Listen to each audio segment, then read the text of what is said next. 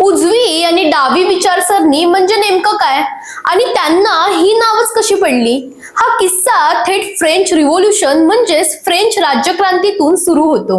1789 साल फ्रान्समध्ये जनतेचा संताप शिगेला पोहोचलेला. राजेशाही, सरंजामशाही आणि धर्मसत्तेच्या छायेत सामान्य माणूस अक्षरशः पिचला गेला होता. त्यावेळी फ्रान्सचा राजा होता लुई 16वा. राज्याचा खजिना रिकामा, करांचा बोजा प्रचंड आणि जनतेच्या हातात काहीच अधिकार नाहीत. या पार्श्वभूमीवर राजाने एक सभा बोलावली.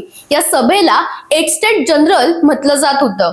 त्यात 3 वर्गांचे प्रतिनिधी होते. पहिला वर्ग धर्मगुरू, दुसरा वर्ग जमीनदार आणि तिसरा वर्ग म्हणजे सामान्य जनता.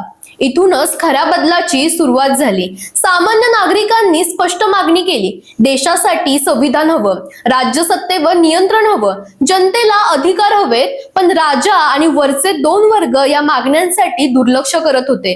तिसऱ्या दिवशी सभागृहाचे दरवाजे सामान्य नागरिकांसाठी बंद करण्यात आले.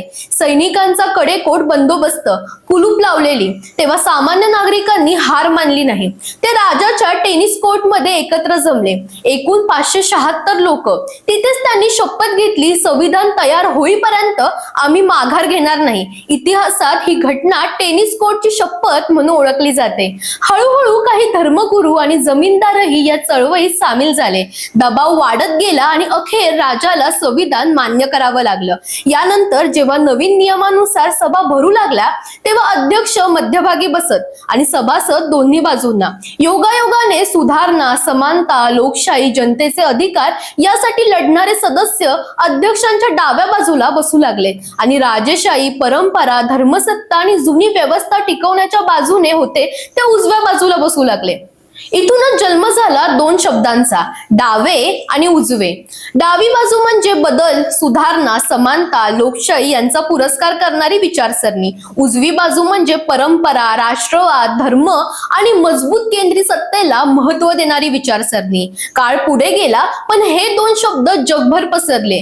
1848 साल कार्ल मार्क्स यांनी साम्यवादाचे विचार मांडले. वर्ग संघर्ष, संपत्तीचे समान वाटप, कामगारांचे हक्क हे सगळे मुद्दे डाव्या विचारसरणीशी जोडले गेले. दुसरीकडे पहिल्या आणि दुसऱ्या महायुद्धाच्या काळात अतिराष्ट्रवाद आणि आक्रमक सत्ताकांक्षा असलेल्या उजव्या विचारांच्या नेत्यांनी जगाला युद्धाच्या खाईत लोटलं. आता जवळपास प्रत्येक देशात हे 2 प्रवाह दिसतात. राजकारणात तर डावे उजवे हे शब्द रोजच्या चर्चेचा भाग झाले आहेत. कधी विकासाच्या नावाखाली, कधी धर्माच्या नावाखाली, कधी समानतेच्या नावाखाली, पण लेबल मात्र तयार असतं. मुळात हे शब्द कुठून आले तर फक्त एका सभागृहातल्या बसण्याच्या जागेतून.